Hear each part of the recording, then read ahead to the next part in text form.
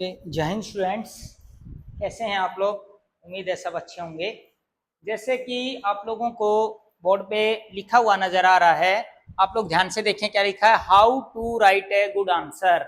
और second thing लिखी है हम लोगों ने, how to manage question paper. आप लोगों ने बेटा बहुत सारे बच्चों को ऐसे देखा होगा आपके कैरियर में भी, और जो पढ़ाई करते हुए भी कई बच्चे बहुत कम पढ़ते हुए नजर आते हैं, या आपको लगता है कि वो आपके बराबर पढ़े हुए हैं लेकिन उनके मार्क्स बड़े अच्छे आते हैं। ऐसा क्यों, ऐसा क्या होता है? ऐसा होता है वो लोग है ना अपनी आंसर राइटिंग को बड़े अच्छे से लिखते हैं। उनको पता है कि उनको कौन सा आंसर के फ्रेमिंग कैसे करते हैं, उनको ये चीज जानते हैं। तो आज हम इसी पॉइंट पे बात करेंगे कि how to write a good answer और how to frame a good answer, पहली चीज। सेकंड थिंग हम लोग जिस पे बात करेंगे वो है how to manage question paper, कि क्वेश्चन पेपर को हम लोग मैनेज कैसे करें। जैसे 3 घंटे का जनरली अपने इंडिया में क्वेश्चन पेपर होता है लिखने वाला, तो उसमें टाइमिंग को कैसे मैनेज करें और कैसे क्वेश्चनों को अटेम्प्ट किया जाए। सबसे पहले हम लोग जो बात करेंगे वो है how to write a good answer. तो how to write a good answer के लिए सपोज मैं आप लोगों की एक ये A4 साइज शीट बना दी है जिसके ऊपर आपको आंसर लिखना है। तो अगर आंसर कई बार आपको जैसे कम्पिटेटिव एग्जाम है तो ये प्लेन A4 साइज की शीट टाइप की आंसर बुकलेट मिलती है, और कई बार अगर आप कोई बोर्ड एग्जाम्स वगैरह दे रहे हैं तो उसमें लाइंस वाली मिल जाती हैं आप लोगों को ऐसे। तो इसको अटेम्प्ट करने के लिए सबसे पहले आप लोगों को, जैसे बीइंग ए टीचर, अगर मैं किसी की आंसर शीट चेक कर रहा हूं तो उसमें मुझे क्या क्या चीज मैं देखता हूं। सबसे पहले आप लोग यहाँ पे हल्का सा एक मार्जिन बना लीजिए। इस मार्जिन के अंदर आपको क्वेश्चन और आंसर नंबर लिखना है, उसके अलावा कुछ भी नहीं लिखना है, पहली चीज। जैसे सपोज क्वेश्चन नंबर 1 Q1, उसके बाद आप ऐसे डैश डैश मार दीजिए। तो जब भी मैं या कोई भी टीचर आपके आंसर कॉपी चेक कर रहा है तो उसको पता रहेगा ये क्वेश्चन नंबर 1 पेपर में लिखा है, उसका आंसर ये नीचे है। नीचे लिख दीजिए ANS आंसर, आपने लिख दिया क्वेश्चन नंबर 1 का आंसर। उसके बाद यहाँ पे आंसर लिखना शुरू कीजिए। हम लोगों ने अभी बात करेंगे आंसर के कितने पार्ट्स होते हैं। तो यहाँ पे आपने आंसर लिखना शुरू कर दिया, मान लेते हैं ये आंसर यहाँ तक खत्म हो गया आपका, यहाँ पे आके एंड हो गया। उसके बाद 1 या 2 लाइन छोड़िए ताकि टीचर को क्लियरली पता चले कि ये सेकंड क्वेश्चन आ गया है या नेक्स्ट क्वेश्चन है। मान लेते हैं अगर आपका पेज थोड़ी लाइन छोटी है तो 2 लाइन छोड़िए, नहीं तो 1 लाइन छोड़िए, और अगर आपकी प्लेन सीट है तो उस पर एटलीस्ट इतना ही गैप हो कि 2 लाइनों का गैप होना चाहिए। तो हम लोगों ने फिर करेंगे, यहाँ पे लिखिए फिर क्वेश्चन नंबर 2, फिर सेम ऐसे डैश मारिए, फिर उसका यहाँ लिखिए आंसर, ताकि टीचर को पता रहे कौन से का आंसर है। तो ये काम हमें करना है और मार्जिन में कुछ नहीं लिखना है, पहली चीज। इससे क्लियर कट ये रहेगा कि इस क्वेश्चन का ये आंसर है। सेकंड जो पॉइंट पे बात करते हैं हम लोग, एक गुड आंसर के 3 पार्ट होते हैं। गुड आंसर की अगर मैं बात करूं, गुड आंसर के 3 पार्ट होते हैं। फर्स्ट पार्ट होता है हमारा इंट्रोडक्शन, फर्स्ट पार्ट को बोलते हैं हम इंट्रोडक्शन। ठीक है, इंट्रोडक्शन हमें देना है। जैसे मैं एक, चलो कोई एक क्वेश्चन बोल देता हूं। मान लेते हैं क्वेश्चन है जो मगध महाजनपदा था, मगध महाजनपदा 16 महाजनपदा में सबसे ज्यादा स्ट्रॉन्ग शक्तिशाली कैसे बना, हाउ, ये हमारे सामने आंसर आ गया। तो सबसे पहले आप उसकी भूमिका बनाइए, इंट्रोडक्शन बनाइए कि यहाँ पे लिखिए मगधा। जो मगधा था वो कहाँ पे है, आज के समय में जो बिहार के एरिया में पड़ता है। पाटलिपुत्र उसकी उस समय पे राजधानी, पहली राजधानी राजगीर थी, दूसरी राजधानी पाटलिपुत्र थी, और उसके पड़ोसी, ठीक है, जैसे वज्जी उसका पड़ोसी था, कौशल उसका पड़ोसी था, तो उसके पड़ोसी कौन कौन से महाजनपदा थे, ये आपने इंट्रोडक्शन दे दिया। इंट्रोडक्शन के बाद सेकंड जो हमारा मेन पार्ट होता है वो होता है मेन बॉडी,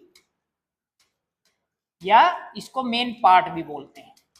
ये सबसे इंपॉर्टेंट चीज है। जब भी आप इस आंसर को फ्रेम करेंगे तो आपको मेन पार्ट, जब हम लिखते हैं तो मेन पार्ट में लिखना है, हमेशा मेन पार्ट्स को ना पॉइंट्स में बना के लिखिए। पॉइंट्स में जैसे नंबर 1 पॉइंट, एक नंबर कि मगध एम्पायर की जो कैपिटल्स थी वो बड़ी क्या थी, सेफ कैपिटल थी, सुरक्षित राजधानी थी। जैसे पाटलिपुत्र राजधानी तीनों तरफ से किससे, पानी से घिरी हुई थी, राजगिरी किससे घिरी हुई थी, पहाड़ियों से घिरी हुई थी। तो फर्स्ट पॉइंट आपने यहाँ पे लिख दिया 1 नंबर। ठीक है, कैपिटल, सेफ कैपिटल, ठीक है। सेकंड पॉइंट उसी में आप फिर फर्स्ट पॉइंट के बाद सेकंड पॉइंट आप बनाइए, क्या था वहां पे, हाथी, एलिफेंट, एलिफेंट प्रचुर मात्रा में मिलते थे, एलिफेंट बहुत ज्यादा थे, evidence of the elephant, elephant हमें ज्यादा मिलते थे जिसकी वजह से वहां सेना में अच्छा यूज कर रहे थे, तो वो पॉइंट लिखिए, जैसे एलिफेंट। तीसरा पॉइंट आपने बना दिया, थर्ड पॉइंट की जैसे बना दिया आपने इसी आंसर में कि वहां पे क्या था, खेतीबाड़ी अच्छी होती थी, एग्रीकल्चर, एग्रीकल्चर अच्छी थी जिसकी वजह से वहां पे क्या था, लोगों के पास धन दौलत। चौथा पॉइंट आपने बना दिया, वहां पे लोहे की खानें थी, ठीक है, आयरन और बहुत ज्यादा थी और उस समय पे आयरन का ही उपयोग करके वो लोग क्या करते थे, हथियार बनाते थे और उसी से सेना में भर्ती कर लेते थे, ये आपने बना दिया। पांचवा पॉइंट बना दिया, वहां के जो किंग थे, राजा थे, वो बड़े अच्छे थे, वो महत्वाकांक्षी थे, वो अपने साम्राज्य को फैलाना चाहते थे, 5 पॉइंट बना दिया। छठा और पॉइंट आप लिख सकते हैं ऐसे ही, ये लिख दिए। उसके बाद हम लोगों को जब ये लिख दिया तो तीसरे नंबर पे लिखना होता कंक्लूजन, कंक्लूजन यानी कि हिंदी में मैं बोलूं निष्कर्ष, ठीक है। तो जब हम निष्कर्ष लिखते हैं तो निष्कर्ष में आप लिखेंगे कि ऊपर दिए हुए इन सभी पॉइंटों के आधार पे मगध साम्राज्य 16 महाजनपदों में सबसे आगे निकला, ये सब उसके कांड थे। तो ऐसे करके हम एक गुड आंसर के लिए सबसे पहले फर्स्ट पॉइंट जो मैंने बताया था, हम लोग क्या करेंगे, इंट्रो, इंट्रो को 1 नंबर पे रहेगा जिसको हम बोलते हैं भूमिका, आपको भूमिका लिखनी है, फर्स्ट पॉइंट। सेकंड पॉइंट पे हम लोगों को मेन पार्ट, मेन बॉडी लिखनी है, और तीसरे नंबर पे आप लोगों को लिखना है कंक्लूजन, कंक्लूजन यानी कि निष्कर्ष। ऐसे करके हम एक आंसर को फ्रेम करेंगे। सेकंड थिंग, इसके बाद भी सेम आंसर लिखा है, 5 नंबर का आपने 5 पॉइंट लिख दिया है, ऊपर आपने इंट्रोडक्शन दिया, कंक्लूजन दिया, तो टीचर अपने आप 5 पॉइंट देगा आपको, 5 के 5 नंबर देगा।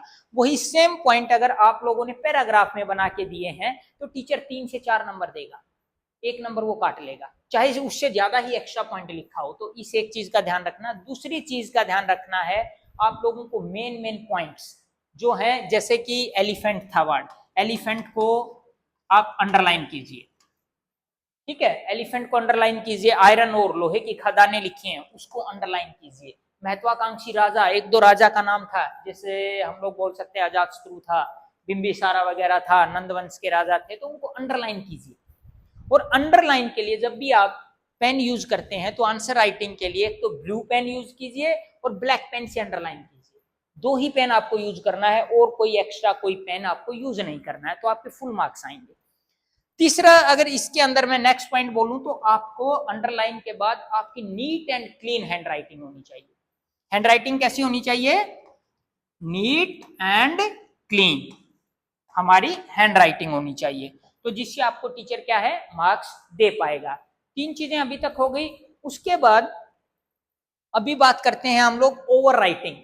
ट्राई कीजिए पेपर के अंदर ओवर राइटिंग नहीं करना है, ओवर राइटिंग हम लोगों को नहीं करना है। ओवर राइटिंग अगर आपको कुछ लिखना ही है तो उस वर्ड को आप राउंड कर दीजिए, सर्कल कर दीजिए, ठीक है, फिर लिखिए, नहीं तो हल्का सा सर्कल के साथ हल्का सा ये कर सकते हैं। बिल्कुल भी वर्ड को ओवर राइटिंग को अवॉइड कीजिए, ठीक है, अच्छे स्पेसिंग के साथ लिखिए। जब भी नया कोई क्वेश्चन, बड़ा क्वेश्चन 5 नंबर, 6 नंबर, 8 नंबर का आप शुरू कर रहे हैं तो ट्राई कीजिए उसको नए पेज से, ट्राई कीजिए उसको ऊपर से नए पेज से लिखने की कोशिश करें। तो ये हो गया हमारा पहला क्या, answer writing, good answer writing की बात कर रहे थे। सेकंड जो हम लोगों ने टॉपिक पे बात की थी वो थी how to manage, how to manage, ठीक है, क्वेश्चन पेपर, क्वेश्चन पेपर। अगर मैं इसके ऊपर बात करूं तो ये सबसे जरूरी होता है। सबसे पहले क्वेश्चन पेपर को मैनेज करने के लिए आपके पास 3 घंटे ही हैं। जैसे ही आपको क्वेश्चन पेपर मिलता है, लेते ही आपको अटेम्प्ट करना शुरू नहीं कर देना है। फर्स्ट पॉइंट है, आप पहले 5 to 10 मिनट, ठीक है, आप क्वेश्चन पेपर को अच्छे से पढ़िए कि कौन कौन से क्वेश्चन आए हैं, कहाँ कहाँ से क्वेश्चन आए हैं। कई बार तो जैसे आपको पहले 2-3 क्वेश्चन नहीं आते हैं, उनका हिंट मिल जाता है आप लोगों को किसमें, क्वेश्चन पेपर के अंदर। जैसे मैं एग्जांपल देता हूँ, मान लेते हैं एक क्वेश्चन आ गया कि मगध की राजधानी क्या थी, ठीक है, what was the capital of Magadha. और नीचे जब आप 30वें क्वेश्चन पे पहुंचे वहीं पे एक जगह लिख रखा है, मैप का क्वेश्चन आ गया आगे कि मगध की राजधानी पाटलिपुत्र थी, उसको मैप में दर्शाएं। तो आपको एक नंबर ऐसे कई बार हिंट और फार्मूले आपको पेपर के अंदर से ही मिल जाते हैं। तो इस चीज का आपको क्या रखना है, ध्यान रखना है कि पहले 5 से 10 मिनट बड़े अच्छे से पेपर को पढ़िए। उसके बाद सेकंड पॉइंट है जो गुड आंसर राइटिंग वाली जो हम लोगों ने बात की थी, गुड आंसर लिखिए। पेपर को सीट के ऊपर जैसे मैंने बताया था ये आपकी आंसर सीट हो गई है, तो क्वेश्चन कैसे लिखना है, यहाँ पे क्वेश्चन कीजिए फिर जगह छोड़ना है। गुड आंसर राइटिंग के साथ इस आंसर राइटिंग को आपको एटलीस्ट 2 या 2.15 मिनट, 2 से 2.25 घंटे तक आंसर राइटिंग कीजिए बड़े अच्छे से, ये आपको करना है। उसके बाद तीसरा जो आप लोगों को पॉइंट करना है, तीसरा पॉइंट है लास्ट के 15 मिनट।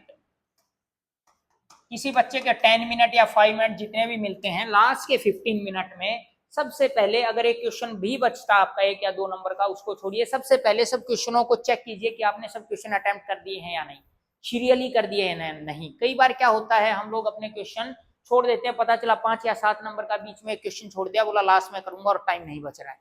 लास्ट में 1 या 2 नंबर के क्वेश्चन के लिए 5 या 8 नंबर का क्वेश्चन नहीं छोड़ना है। तो ये चीज आपको करनी है लास्ट के 15 मिनट में। दूसरी बात, अगर आपका पेपर 2.25 घंटे या मतलब क्या 3 घंटे का ना, जैसे इसको 2.25 की जगह आप लोग 45 मिनट कर दीजिए, तो लास्ट के जो हमारे 15 मिनट में है वो आपको कोई क्वेश्चन नहीं छूट गया हो, कोई अंडरलाइन वर्ड करना, आप ब्लैक पेन निकालिए, ब्लैक पेन से इंपॉर्टेंट वर्ड है उनको अंडरलाइन करते चलिए, ये चीज आपको देखनी है। नेक्स्ट एक पॉइंट और आता है, ऑलमोस्ट इसमें चीजें कवर हो गई हैं। एक पॉइंट ये आता है कि जब भी कोशिश करें क्वेश्चनों को सीरियली लिखने की कोशिश करें। क्यों ऐसा क्यों होता है, बीइंग ए टीचर मैं आप लोगों को बता रहा हूं, जैसे ही आप सीरियली, मान लेते हैं एक क्वेश्चन पेपर में 30 क्वेश्चन है टोटल, और आपने है ना 30 सबसे पहले 26वां क्वेश्चन लिख दिया है, फिर 24वां लिख दिया, फिर 18वें पे आ गए, फिर 12वें पे आ गए, तो टीचर को है ना बार बार आपका पेपर चेक करना पड़ रहा है कौन सा क्वेश्चन है, उसका आंसर क्या, और फिर उसके मार्क्स देखने पड़ रहे हैं टीचर को, ये 3 नंबर वाला है या 5 नंबर वाला है।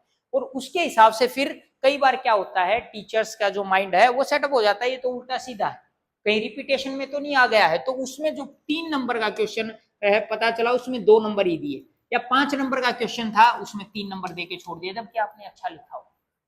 ऐसे एरर्स, ये ह्यूमन एरर्स हैं, ये हो सकते हैं, तो ट्राई कीजिए हमेशा क्वेश्चनों को सीरियली 1 2 3 4 5 6 7 8 9 10 ऐसे अटेम्प्ट करने का कीजिए।